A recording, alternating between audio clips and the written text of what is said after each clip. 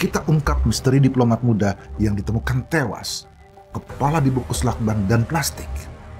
Pertanyaannya, apakah orang yang psikologinya stabil bisa punya tenaga untuk membungkus dirinya sendiri sampai sebegitunya? Keep stay tune. Noda Hitam bakal bongkar semuanya. Sekarang kita gunakan metode observasi dan deduksi untuk membaca petunjuk kecil dan forensik digital untuk menelusuri jejak digital mereka pada malam itu. Sore 7 Juli 2025, ADP ketemu Farah dan Dion di Mall Grand Indonesia. Mereka santai, ngobrol ketawa ketiwi, tapi beberapa chat WhatsApp mereka tiba-tiba lenyap menghilang. Ada yang disembunyikan? Di tempat kos ADP antara jam 17.52 sampai dengan jam 22.40 ditemukan barang bukti yang aneh. Lakban plastik, alat kontrasepsi, dan pelumas. Jelas itu bukan bunuh diri biasa. Seharusnya penyidik sudah mengamankan chat WhatsApp yang terhapus, voice note, rekaman telepon, dan metadata dari lokasi GPS WhatsApp, Google Timeline, log Wi-Fi, dan keganjilan perubahan angle kamera CCTV pada waktu itu. Karena itu, setiap detik analisis dapat disinkronisasi. Dengan begitu, timeline pada malam itu bisa direkonstruksi, bisa ditelusuri, dan di antara celah waktu yang misterius itu, kita analisis gerakan tubuh, posisi barang bukti di TKP, interaksi antara ADP, Farah, Dion, dan detail sidik jari atas indikasi rekondisi CCTV agar kita dapat menemukan pola tersembunyi. Semua petunjuk sesungguhnya ada di tangan penyidik. Tapi publik masih gelap, blank. Apakah ini rahasia untuk pendalaman saksi? Apakah suami Farah sudah diperiksa? Bill atau pria idaman lain, Will, wanita idaman lain, itu terbukti bisa bikin malapetaka, guys. Sudah banyak contoh dampak tragis yang menghancurkan kehidupan kita dan keluarga akibat Bill dan Will. Tapi masih aja ada orang nekat di sekitar kita yang nurutin godaan iblis untuk hasrat duniawi.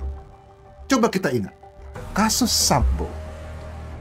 Perjalanan istrinya ke Magelang bareng dengan mendiang Joshua.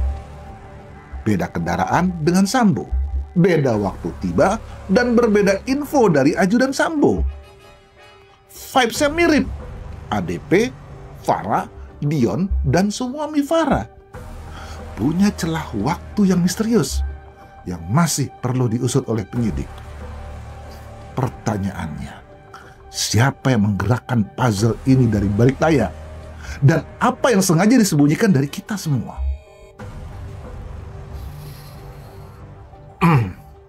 Suami Farah diketahui seorang perwira militer.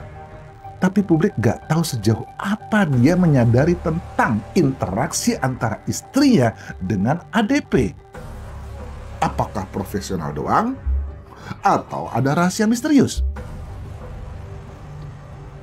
Sebenarnya, jika saat itu dan belum terlambat hingga saat ini, setiap panggilan chat dan log perangkat suami Farah bisa memberikan petunjuk seberapa jauh dia mengetahui interaksi istrinya.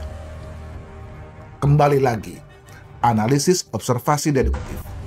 Kita fokus pada pola komunikasi, jam akses perangkat, saksi mata, mengenai pergerakan di sekitar lokasi antara tempat kos ADP dan Mall Grand Indonesia, serta posisi kendaraan yang mereka gunakan. Semua ini membantu kita untuk menilai apakah ada informasi yang sengaja disembunyikan atau tidak kita ketahui. Barang bukti fisik, celah waktu, komunikasi yang tersembunyi membuat kita semakin penasaran. Timeline pergerakan sampai dengan saat ini masih belum lengkap. Crack kaca GPS mungkin membingungkan. Chat hilang, mual, atau dilakukan autodirect. Selidiki lebih dalam kondisi ini, karena satu runtutan baru bisa mengubah seluruh drama peristiwanya. Dengan gabungan metadata CCTV, GPS, dan chat, maka pola pergerakan dan interaksi akan terlihat jelas. Dari sini, kita bisa mengetahui apakah suami Farah mengamati yang terjadi atau tidak. Sekaligus, apakah sengaja menutup celah waktu misterius di malam itu. Oleh karena itu, apakah suami Farah sudah diobservasi oleh penyidik? Semua potongan puzzle ini bisa membantu kita untuk mendekati jawaban apa yang sebenarnya terjadi.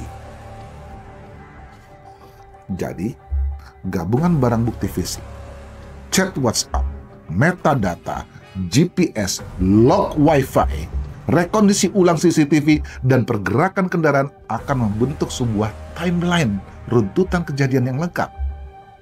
Bahwa itu suatu kondisi atau dikondisikan. Setiap saksi, setiap celah, dan pesan yang dihilangkan bisa memberikan jawaban melalui permintaan data pada provider telekomunikasi. Dan ada loh perwakilan WhatsApp di Jakarta Selatan di Indonesia, karena WhatsApp berada di bawah induk perusahaan Meta, sama seperti FB. Mereka itu melayani akses API. Mungkin lembaga negara sudah memiliki akses interface-nya, sehingga data mungkin bisa dihapus lewat device, tapi dari interface API masih tersimpan di server provider maupun di aplikasi. Sehingga kita bisa menemukan motif apa tujuan pihak terkait menghapus data dan kenapa malam itu berakhir tragis. Sama seperti kasus Sambo, perbedaan kecil, rute dan waktu tiba bisa mengubah semua drama. Guys, kebenaran itu nggak cuma nunggu untuk ditemukan, sehingga publik menjadi penasaran karena bertanya mengenai metode proses apa penyidikannya. Keep stay tuned. Noda hitam bakal bongkar semua. Masih banyak puzzle misteri lain yang belum terselesaikan di Republik ini. Kita akan bongkar sampai ke akar.